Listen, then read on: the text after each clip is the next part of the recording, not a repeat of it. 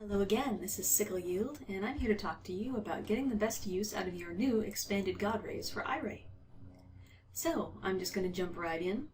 I've got Andrei Pestriakov's, and I apologize if I pronounce his name wrong, Lake set loaded into Dev Studio 4.9 here. And I'm going to go to Light Presets, Mazy, and Expanded Godrays Iray, and then Full Divine Bodies presets. And I'm going to start with the simplest use of this, the sun flare. So I'm going to click on EGI Sun All, and it's off screen there because I need to go to this camera that says Scale from here. And then I'm going to go to the Parameters tab and use the rotation and other controls to move that sun flare to where I want it in my scene. And you should always use that camera to move the sun rather than trying to move the sun itself, because the rays are so long that the centering will be off if you try to do that. Alright, then I will go to the Draw Style Options menu up here at the top and click on NVIDIA Iray, and we'll see how that looks. It may take a minute just for sheer number of textures that are in the scene. Oh, I almost forgot. I also go to Sky Settings and hit EGI Daylight Sky. And that will set my environment to a daylight sky, but also set my tone mapping to the Sunny 16. So if you want the Sunny 16, but you would rather have a HDR instead, which I will demonstrate as well, then set the daylight sky first to get the tone mapping, and then apply the HDR. Alright, there's my sun flare. It loads without rays applied by default, so if I want rays, I will click on Scale from here to expand, and then click on Celestial Bodies and Rays, and under Expanded Godrays Iray and Full Divine Bodies presets, I will go to Materials, and I will go down to the ray options. I have Rays Default, Rays Glow, Rays Off, and Rays Rainbow. Here's the glow rays. And I'll just wait for that to load up. And there it is. Now, as you can see, the sun and the rays are aimed a bit off to one side, so if I want the sun to look more direct, I'll go back to Scale from here there, and I will rotate it more till it's facing more directly towards me, and then move it along the x-axis. You can see the rays sort of blotting everything out there. And move that around a little bit.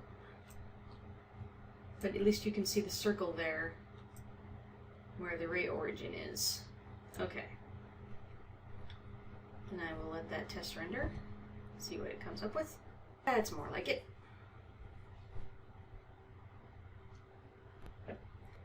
And that's very simple. Now there are other things that you can do, which I will now demonstrate. Next, I will demonstrate the use of the spotlight using DM Productions Arkham. So I'm going to load Scene 02 from the Scenes folder. The first thing I'm going to do is delete the distant lights and any directional or spotlights that are from 3D Light.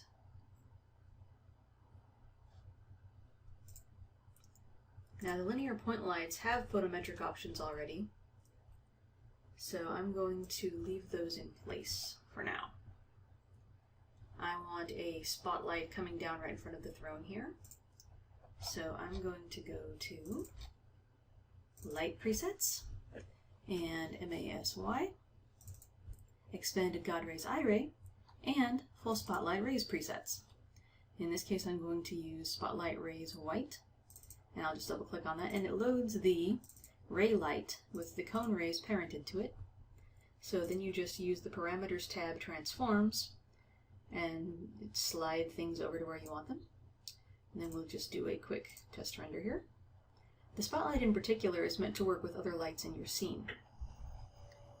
So if your scene ends up being too dark, you may need to add additional lights besides just the skylight and the ray light. This is still with the Daylight Sky preset. Let me demonstrate what it looks like with the night sky on.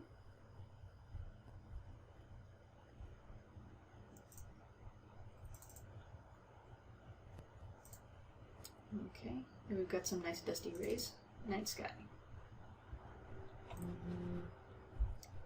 And you may notice that this renders a good deal faster than rays that are being processed through the volume. Okay, now I've got a much sharper contrast between that spotlight and the environment, so I'm going to aim it more directly at the throne there, using the movement and rotation controls. That's with the night sky on, and we've got a more dramatic look there.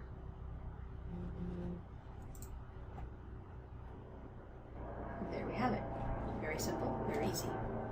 To demonstrate the fractals, I'm going to use the Eldritch Alter. So I'm going to click on Set and Eldritch All. Then I'm going to hit this little frame button over on the right side of the camera controls. And there's our Elder Thing and its altar.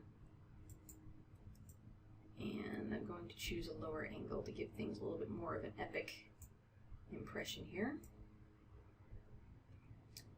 Then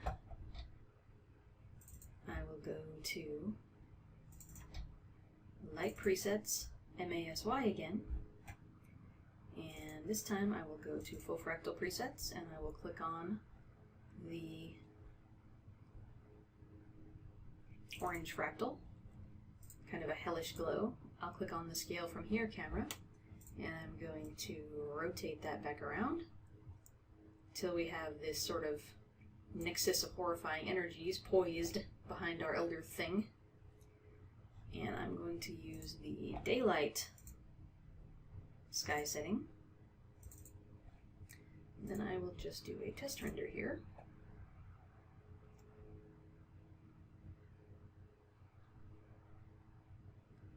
So that you can see horrors from beyond our galaxy entering our reality to wreak havoc and madness. Which is a good time for everybody. There we are.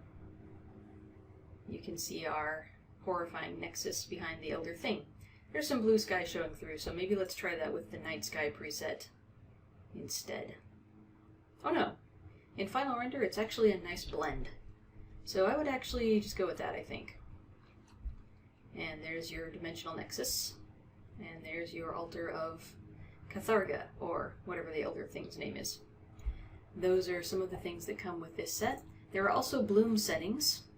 You can use a high bloom or a medium bloom, or turn the bloom off. This will add to your render time, but there's nothing like it for something truly uncanny, as you see here. Here's the less bloom setting.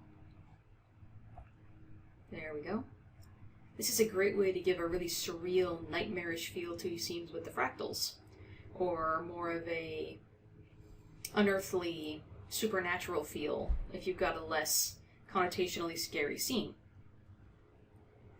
Alright, that's all for now. Thank you very much for buying our product, and happy rendering!